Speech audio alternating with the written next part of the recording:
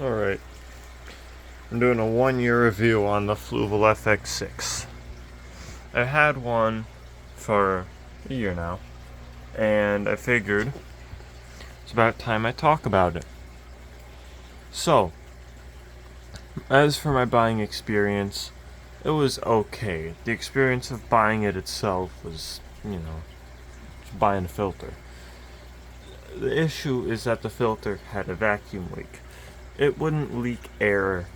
It wouldn't leak water out, but air would leak in, which was very frustrating. And then we bought a different one, and it's been happily ever after. So, once you get one that works, it's pretty much gonna work. Now, as for servicing and misconceptions, when it comes to servicing this filter, I've seen comments stating that the motor seats into plastic, which is false. And the motor does not, the motor seats into plastic, but the screws don't thread into plastic. It actually threads into fasteners on the other side. It's like a bolt and nut type situation, but with the screw head and very small. So, yeah, you don't need to worry about stripping out the plastic. And that was the one thing I was worried about in terms of longevity of this filter. Now, just recently, I took it apart, and something to note, this gap here, you'll see this gap, that's normal. It scared the shit out of me. Yeah, but yeah, the gap is normal. Now, as for servicing, I think this filter will last pretty much forever, because the impeller is no longer magnetic from years and years of use. Replacing the impeller is part of regular maintenance. You're supposed to do it every, I think, 5 or so years. I'm sure you can go longer than that without servicing it at all, honestly.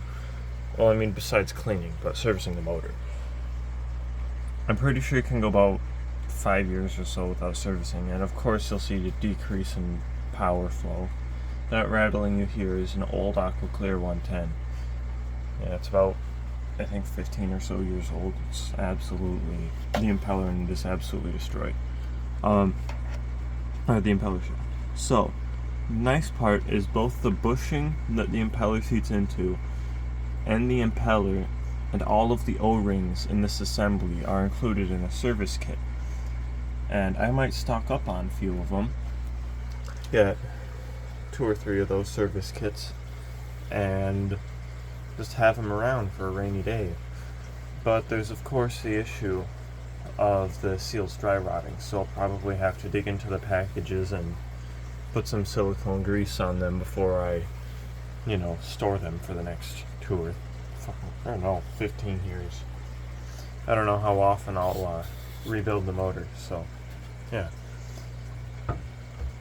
Now, as for output, the output of this filter, don't mind the dirtiness in the bottom of the tank. My wave maker, the suction cups on it are a little weak, and when my Oscar's hunting around for food, I'll knock it over, which is just fine. Yeah, I know there's some detritus on the bottom of my tank, but what are you gonna do? They're Oscars. They're messy. And I've been doing more color enhancing feed than bugs, so it's gonna be messy. Should go in here with a gravel vac. Now, as for output, you can see, I think if I maybe move back and zoom in a little. No, that just shows the scratches on the glass. But yeah, you can see that hump of water under there, and just how far under the pump actually is. It's pretty strong. So I'll admit, I'm pretty impressed.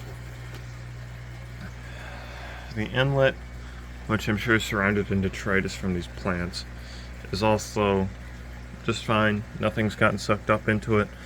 Yeah, as you can imagine, I'm really worried about my 9-inch Oscar getting sucked up into that 1-inch tube. So, but yeah, it's just a fine filter. Cleans good. I think I've cleaned it out maybe twice in the year I found it. I really don't clean it out that often. It does a good job. Now, on my list today was the Aqua Clear 110 that's buried under there. I haven't serviced it since I put it on the tank about 5 months ago, I think. And it's covered in foliage. Let me lead through it here. Yeah, you can see it back there. Now I've got to find a way to do it without damaging my precious plants. So, peace out.